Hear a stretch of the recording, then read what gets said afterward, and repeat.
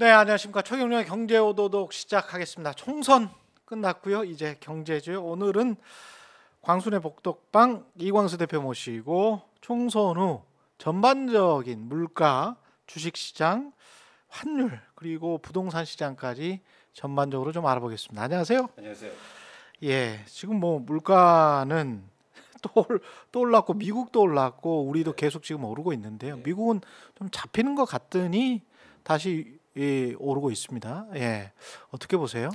일단 미국 같은 경우에 저는 물가가 잡히기 쉽지 않다고 판단하는 이유가 예. 그 인플레이션하고 물가 측정하는데 임대료가 굉장히 높은 비중을 차지해요. 미국 같은 경우에 거의 한 30%에서 40%. 근데 미국의 지금 주택 임대료가 예. 계속 상승하고 있습니다. 그렇죠. 예, 그러니까 이유는 뭐냐면 예. 미국 같은 경우에는 우리나라하고 다르게 예. 주택의 절대수가 부족해요. 예. 이민자들은 계속 많이 들어오고. 그렇죠. 그리고 지금 미국에서 큰 그 일종의 무브먼트가 일어나고 있어요. 어떤 인구의 대이동이요. 그러니까 썬벨트라고 하는 지역, 예. 그러니까 북쪽에서 남쪽으로 대거 이동이 일어나거든요. 플로리다 쪽으로 많이 가시더라고요. 그렇죠. 예. 조지아나 예.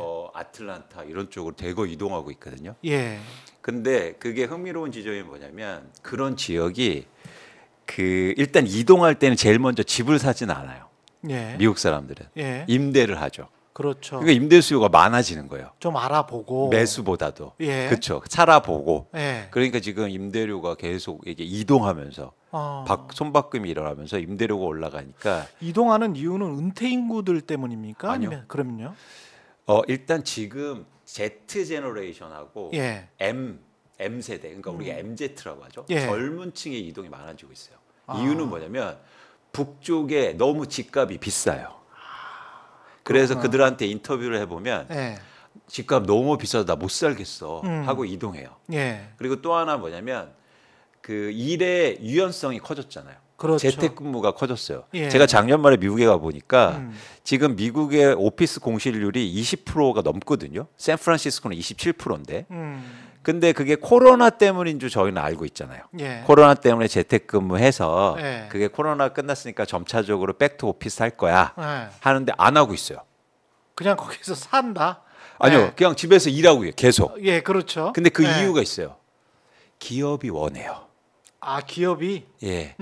기업이 괜찮아 이렇게 해보니까 예. 비용도 적게 들어.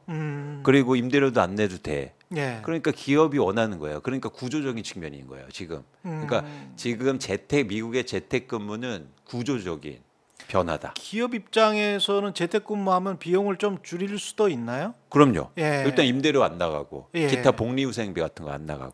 하기사 그 미국 기업들 같은 경우는 폐출이 엄청나게 많이 뭘 쟁여놓죠. 그렇죠. 예, 먹을 것들도 그렇고 그것만 해도 이제 물론 이제 아주 조그만 소액이긴 하겠습니다만은 하여간 그런 복리후생도 되게 잘 해놓긴 하거든요. 잘했죠. 그리고 예를 들어서 뭐 이동할 때 교통비도 줘야 되고 그렇죠. 여러 가지 차원인데 그게 안 들어가니까. 아, 그리고 집에 일하니까 상대적으로 임금 인상에 대한 요구가 덜한 거예요. 그러니까 괜찮아. 나 좀 안 올려줘도 그러네. 이렇게 좀 여유롭죠. 그러네요. 그러니까 기업이 이 상황을 원해요. 게다가 생산성 관련해서 생산성 통계 같은 거 보면은 생산성이 오히려 올라갔다. 그렇죠. 예, 그런 그렇죠. 통계들이 나오니까. 그리고 또 재택근무를 유연하게 하면서 또 투잡도 가능해요. 그렇지. 네. 예. 그래서 쉽게 집 근처에서도 일할 수 있고. 아, 그러니까 사실은 굳이 오피스 근처에 회사 근처에 살 필요 없이 그럼 우리 조지아 내려가자. 뭐 날씨 좋은데 내려가자. 따뜻한데. 애틀랜타 같은 경우는 이제 공항이 허브기 때문에 네. 그래서 이제 왔다 갔다 하기도 좀 그렇죠. 쉽겠습니다. 그렇죠. 예. 그리고 또 집값이 싸니까 내려오는 거죠. 그리고 북쪽이 지금 안전이 되게 지금 안 좋거든요. 그런 측면도 있네. 최근에 뉴스 보셨어요? 예. 막 그 세포라 같은데 전부 다 털고 이러잖아요. 예. 그렇다 보니까 전반적으로 이게 사실은 최근 큰 변화가 미국의 역사를 보면 이렇거든요. 미국은 남북 정전 이후로 계속 인구가 북쪽으로만 이동했어요. 예. 그래서 예를 들어서 디트로이트 이런 데를 스노우벨트라고 해요. 예. 스노우벨트로 이동했어요. 공업지대. 그렇죠. 근데 이게 거의 뭐 100년 만에 이루어지는 큰 변화예요. 인구가 이제 남쪽으로 이동하고 있어요. 생각해 보니까 그러네요. 네. 그러네요. 계속 북쪽으로만 이동했거든요. 일단 그리고 북군이 승리를 했고 네. 그쪽으로 공업 지역이 다 이동을 해서 그렇게 그렇죠. 형성이 된 거고. 그렇죠. 그런데 지금 생각을 해보니까 애리조나도 남쪽 뭐 남서쪽이라고 할 수 있고요. 애틀랜타도 우리의 유명한 자동차 공장들 다 그쪽으로 있고요. 맞습니다. 플로리다도 유치하고 그다음에 이제 텍사스 같은 경우는 뭐 남쪽인데 그쪽으로 공장들이 많이 이전을 하고 있으니까 그렇죠. 그런 측면들도 분명히 있겠습니다. 맞습니다. 예. 그리고 말씀하신 것처럼 뭐 한국도 삼성전자도 마찬가지지만 예. 뭐 현대차라든가 전 세계 공장들이 지금 남쪽에 많이 건설되고 있거든요. 그렇습니다. 그러니까 인력도 많이 필요한 거고. 싸고 그렇죠. 그래서 대거 이동하고 있어요. 이건 이 의미 사람들은 있는 변화예요. 진짜 실용적이긴 하네. 그렇죠. 그렇죠. 그렇죠. 예. 그러니까 제가 볼 때 이게 시장이에요. 가격이 비싸면 수요는 줄고 예. 이동하고 이게 마켓이죠. 진정한 자본주의를 이 사람들은 그냥 하는 거예요. 아 그죠? 그래서 이런 거 보면 예. 미국이 그러니까 뭐 이념 이런 걸 떠나서 예. 미국이 이게 자본주의 측면에서는 가장 효율적이다. 그게 가장 효율적이지. 그렇죠. 예. 그래서 임금이 올라가니까 예. AI가 발전하는 거예요. 아, AI의 핵심은 뭐냐면 사실은 인간을 대체하는 거잖아요. 그렇지. 그러니까 임금이 올라가니까 인건비가 너무 높아. 그렇죠. 제가 그래서 미국의 작년 말에 이제는 서부를 쭉 돌아다녀 봤는데 전 처음 봤어요. 식당에 갔는데 미국에도 이제 눌러서 주문하더라고요. 포스 같은 게 예. 있고. 예. 예. 그러니까 그런 것들이 점점 발전하는 거죠. 예. 키오스크, 포스 이런 거를 잘 안 했는데 미국 사람들이. 그렇죠. 안 했죠. 예. 얘기하고. 예. 그리고 또 가보니까 전 처음 느꼈는데 그 서빙 해주시는 분들이 너무 친절한 거예요. 본인들이 잘릴까봐. 아니요. 그러면 임금이 너무 올랐으니까. 아. 음식값이 올랐고 팁이 무조건 예. 주잖아요. 거기는. 예, 이제는 막 20%가 기본이에요. 15% 20% 근데 줘버리니까. 음식값이 오르니까 팁도 올라요. 그러네. 그러니까 당연히 친절해져. 진짜 지금 20% 25%안 줄 수가 없는 분위기니까. 그렇죠. 근데 특히 동부 서부는 다 그렇습니다. 근데 음식값도 올랐잖아요. 예. 그러니까 팁도 오른 거예요. 그럼 이게 지금 저 물가가 안 오를 게다가 이제 보호무역까지 하고 있으니까 기업 입장에서는 비용 상승분을 또 전가를 할 수밖에 없거든요. 물가가 오르지 않을 수가 없는 구조네. 그죠? 그렇죠. 그래서 여기서 이제 핵심은 이런 거거든요. 네. 결국 혁신이라는 건 저는 이렇게 생각하거든요. 물가가 오르면 당연히 임금이 오르게 돼 있어요. 그렇죠. 임금이 오르면 혁신이 일어나요. 지금 미국은 2단계로 가는 겁니다. 그래서 우리가 미국 주식을 사는 거예요. 인플레이션에서 금리가 높아서 금리 인하 때문에 미국 주식을 사는 게 아니에요. 금리가 안 떨어진다니까 주가가 빠졌다가 어제 확 오르잖아요. 다우지수가. 그렇죠. 이유는 뭐냐면 그 이후에 혁신을 보는 거예요. 임금이 오르지 않으면 혁신은 없어요. 그렇습니다. 네, 그게 과거에도요. 정말 상대적이네. 우리는 물가와 임금을 때려 잡으려고. 그렇죠. 때려 잡으려고 하는 나라인데. 그렇죠. 그게 핵심이에요. 그러니까 미국에서 가장 많은 혁신이 일어나는 게 언제냐면 오일 쇼크 이후라고요. 그렇습니다. 오일 쇼크 때문에 네. 물가가 크게 올랐죠. 그러니까 미국에서 중앙은행이 금리를 엄청나게 올리잖아요. 예. 그러니까 임금도 따라 올라가요. 그때 미국에서요. 파업률이 급증합니다. 파업이요. 그렇습니다. 1970년대, 80년대 파업이 급증하면서 결국엔 명목 임금이 크게 상승하거든요. 왜냐하면 실질 임금을 보완해야 되니까. 그렇지. 그러면서 혁신이 일어나요. 미국에서. 엄청난 혁신이요. 그게 미국의 기업들의 성장을 일으킨 거거든요. 예. 그리고 무역도 사실은 개방한 거고. 그렇죠. 그래서 중국이 큰 거거든요. 그렇죠. 그러니까 미국의 그런 변화가 전 세계에 또 혁신을 만든 거예요. 그런데 말씀하신 것처럼 우리나라를 한번 반추해 볼 필요가 있다는 거예요. 예. 지금 우리나라 현실은 어떤지. 지금 대파 논쟁이 끝이 아니라 예. 대파가 상징하는 걸 좀 봐야 된다. 그렇죠. 그러니까 대파를 얘기하면서 야 그럼 그거 뭐 쿠폰 주고 지금 이럴 때가 아니거든요. 그러니까 억지로 물가를 잡은 거야. 딱 그 품목만. 그렇죠. 그리고 그 품목에서 마치 이제 두더지 잡기처럼 요 품목이 언론에 확 주목이 되면 또는 대통령이 잘못 말해가지고 주목을 받으면 그러면 그것만 일단 잡고 그 다음에 이제 뭐 통신사 요금 두들겨 잡고 금융사들에게 대출 또 두들겨 잡고 뭐 이런 식으로 연명할 수 있다라고 생각하는 거잖아요. 근데 이게 80년대 방식이거든요. 이런 식으로는 국가 경제가 이게 유지가 됩니까? 그리고 더 중요한 예. 거 아까 말씀드렸듯이 이렇게 가면 대한민국에 혁신이 없다. 네. 그래서 저는 왜 우리나라 지금 시민과 국민들이 힘드냐면 대파값이 올라서 힘든 것도 있지만 대파값이 올랐는데 임금은 안 오르는 거예요. 그렇지. 그래서 거의 OECD에서 유일하게 우리나라가 실질 임금이 떨어지고 있다고요. 그렇죠. 예, 물가는 오르는데 다른 나라는 다 명목 임금이 올라요. 심지어 지금 일본도 5% 올린다고 하거든요. 임금을요.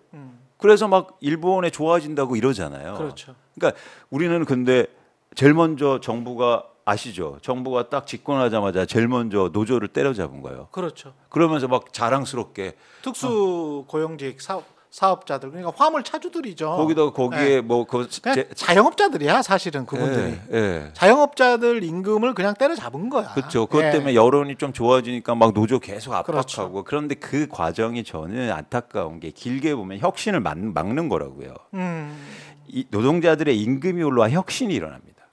그래서 기업들은 이거 뭐 안 되겠다 싶으면 막 혁신을 해서 물론 그게 이제 미칠 사회적인 파장은 그 다음에 이제 생각을 해봐야 되는데 가령 야 이게 더 이상 임금이 이렇게는 안 되겠다라고 싶으면 빨리 자율주행차를 만들 거 아니에요 트럭부터. 그렇죠. 예.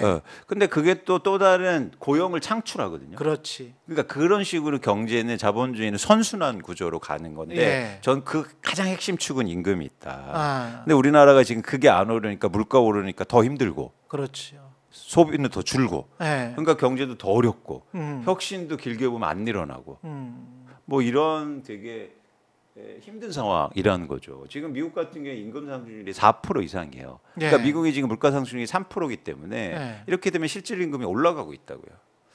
갑자기 겨울왕국 그 엘사의 그 노래가 생각이 나네요. Let it go, let it go 뭐 이런 이야기 이런 그 가사가 있지 않습니까? 네. 그러니까 이게 자연의 이치라는 게 자본주의가 무너지지 않는 게 자연의 이치를 가장 많이 닮은 체제거든요. 그래서 저도 자본주의를 믿는 건데 자본주의의 이치는 let it go거든. 그냥 냅두면 되는 거예요. 그렇죠. 근데 언론도 때려잡아. 그다음에 물가도 때려잡아. 그리고 본인 마음대로 할 수 있다고 생각해. 그럼 이게 사실은 자본주의와 정반대되는 거거든요. 그렇죠. 그리고 예. 그게 이제 시장에 계속 시장 얘기를 하잖아요. 예. 근데 시장이 아니라는 거죠, 그거. 그리고 일시적인 방편책이 될 수도 있겠지만 예. 사실은 그래서 좀 우리가 이게 물가라든가 이런 거 보면 한국에서 좀 우울하다 지금 상황이. 그래서 어쨌든 선거는 끝났으니까 예. 이런 부분에 대해서 국회에서 적극적으로 논의를 해야 됩니다. 그러니까 우리가 근데 네. 이 물가가 사실은 환율 때문에 영향을 미치는 게 있는데 우리가 환율은 또 마음대로 할 수 없으니까. 맞습니다.